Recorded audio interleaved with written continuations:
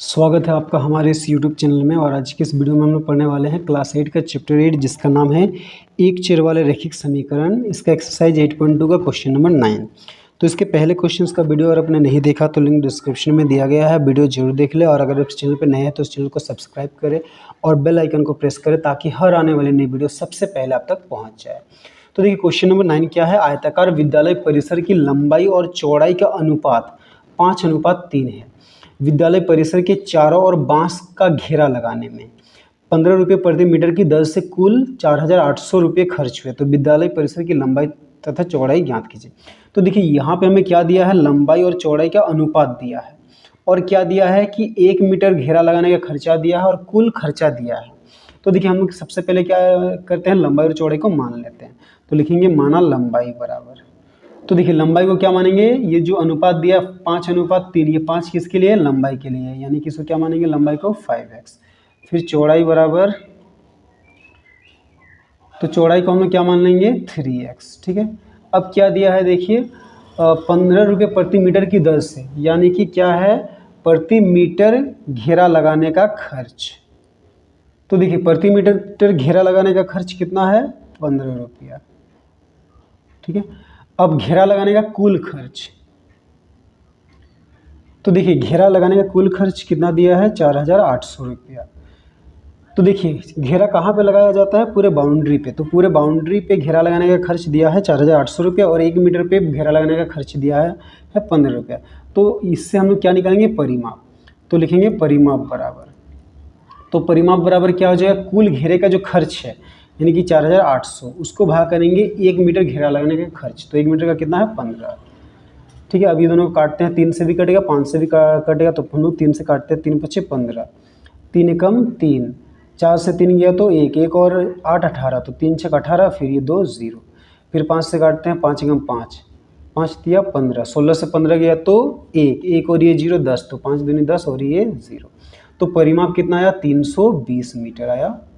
क्या है, उस स्कूल का कुल परिसर की कुल क्या है, परिमाप।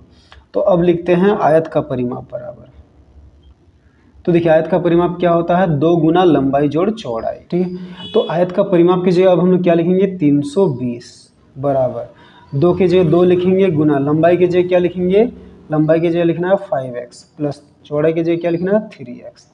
अब देखिए ये दोनों के साथ 2 गुना में, इधर है तो भागा में, यानी कि 320/2 बराबर क्या हो जाए, ये दोनों प्लस है, प्लस प्लस प्लस 5 और 3 को जोड़े तो 8, यानी कि 8x। ये कटेगा 2 एकम 2, 2 एकम 2, 3 से 2 गया तो 1, 1 और 2 12, 2 6 12 और 0।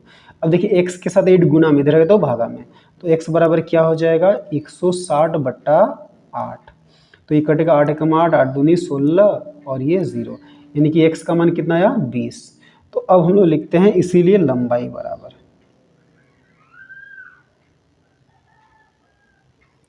तो देखिए लंबाई को हमने क्या माना है 5x, यानी कि 5 गुना x की जगह 20, तो 20 × 5 कितना हो गया, 100 मीटर।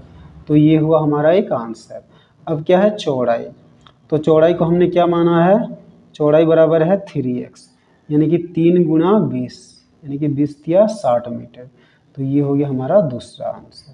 ठीक है, तो चलिए अब हम लोग क्वेश्चन नंबर 10 बनाते हैं। तो 10 में देखिए क्या है, संख्या 40 को 2 भागों में इस प्रकार बांटे कि पहली संख्या का 1/5 भाग दूसरी संख्या के 1/3 भाग के बराबर हो। तो हमें एक संख्या दिया गया है 40, उसको 2 भाग में बांटना है।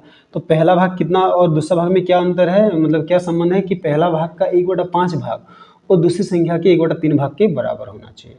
तो लिखेंगे माना पहला भाग, पहला भाग को क्या मानते हैं x, फिर लिखते हैं दूसरा भाग।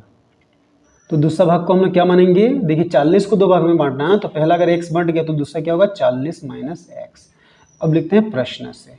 तो देखिए क्वेश्चन क्या कह रहा है कि पहली संख्या का 1/5 भाग, यानी कि 1/5 किसका, पहला संख्या का, तो पहला संख्या क्या है x, तो गुना x, वो बराबर होगा किसके 1/3 भाग के, कौन सी संख्या के, दूसरी संख्या। तो दूसरी संख्या क्या है 40 - x के। तो देखिए यहाँ पे 1 को x से गुना करेंगे तो x/5 बराबर क्या हो जाएगा, यहाँ पे 40 - x/3। अब देखिए क्रॉस मल्टीप्लाई करते हैं और x को 3 से गुना करते हैं, तो 3 गुना x 3x बराबर, ये 5 को ये दोनों से गुना करेंगे, यानी कि 5 गुना 40 घटाओ x, तो ये 3x बराबर क्या हो जाएगा, 5 को दोनों से गुना करते हैं, 5 चौके 20 और ये 0, फिर 5 को x से गुना करेंगे तो 5x। अब ये x वाला पद को इधर लाते हैं, 3x, ये 5x किसमें है, माइनस में, इधर है तो प्लस 5x बराबर कितना हो गया, 200। तो ये दोनों को जोड़ेंगे तो क्या हो जाएगा, 8x बराबर 200। अब x के साथ क्या है, 8 गुना में, उधर तो भागा में, तो x बराबर क्या हो जाएगा, 200/8।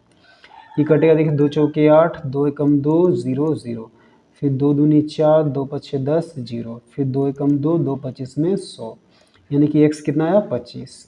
तो लिखेंगे इसीलिए पहला भाग बराबर, तो पहला भाग को कितना माना है, x, तो x कितना है, 25।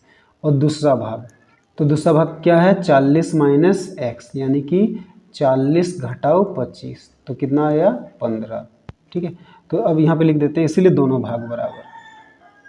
तो दोनों भाग क्या है, 25 पहला भाग और दूसरा 15, तो ये हो गया हमारा आंसर। ठीक है।